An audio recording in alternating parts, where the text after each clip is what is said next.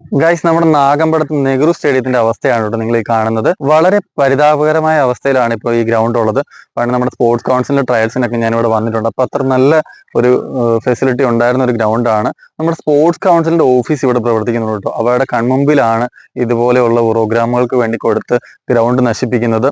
ഇത് നമ്മുടെ കോട്ടയത്തെ പിള്ളേർക്ക് ഒരു അനുഗ്രഹമായി മാറേണ്ട ഒരു ഗ്രൗണ്ടാണ്. ഒരു സിന്തറ്റിക് ട്രാക്കാക്കി മാറ്റിയിരുന്നുണ്ടെങ്കിൽ ഈ ഗ്രൗണ്ടിൽ ഒരുപാട് കുട്ടികൾ ട്രെയിൻ ചെയ്യേണ്ട ഒരു ഗ്രൗണ്ടാണ്. സ്പോർട്സ് കൗൺസിൽ ഇവിടെ പ്രവർത്തിക്കുന്നുണ്ട്, എന്നിട്ടും ഈ ഗ്രൗണ്ട് ഇങ്ങനെ മോശമായി പോകുന്നു. നമ്മുടെ സ്പോർട്സ് കൗൺസിൽ ആയിക്കോട്ടെ, നമ്മുടെ കേരള സർക്കാർ ആയിക്കോട്ടെ, സ്പോർട്സിന് വേണ്ടി അല്ലെങ്കിൽ സ്പോർട്സിൽ കുട്ടികൾക്ക് വേണ്ടി നല്ലൊരു പ്രവർത്തനം കാഴ്ച വെക്കണമെന്നുണ്ടെങ്കിൽ ഗ്രൗണ്ടുകൾ മെച്ചപ്പെടണം. അതുപോലെ തന്നെ നല്ല കോച്ചസിന് അവൈലബിലിറ്റി നമുക്ക് ഉണ്ടാവണം. അതുപോലെ തന്നെ നമ്മൾ ട്രെയിനിങ് ഇൻസ്റ്റിറ്റ്യൂഷനിൽ നല്ല സൗകര്യങ്ങൾ ഒരുക്കി കൊടുക്കണം. ഇതെല്ലാം നമ്മുടെ സർക്കാർ ചെയ്തു തരേണ്ടതാണ് നമ്മുടെ സമൂഹത്തിന് വേണ്ടിയിട്ട്. അത് നമ്മൾ ഫൈറ്റ് ചെയ്ത് നേടിയെടുക്കേണ്ട ഒരു അവസ്ഥയിലാണ് ഇപ്പൊ നിൽക്കുന്നത്. പണ്ടുണ്ടായിരുന്ന സ്പോർട്സിൽ നിന്ന് നമ്മൾ കുറേയൊക്കെ അധപ്പതിച്ച് പുറകോട്ട് പോയിരിക്കുകയാണ്.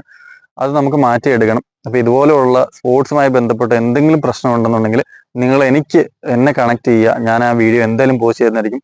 അല്ലെങ്കിൽ നിങ്ങൾ വീഡിയോ എടുത്തിട്ട് എന്നെ കൊളാബ് ചെയ്തിട്ടാൽ മതി. എന്തായാലും ഞാൻ ഇതിനു വേണ്ടി പ്രതികരിക്കാൻ ഇറങ്ങിയിരിക്കുകയാണ്.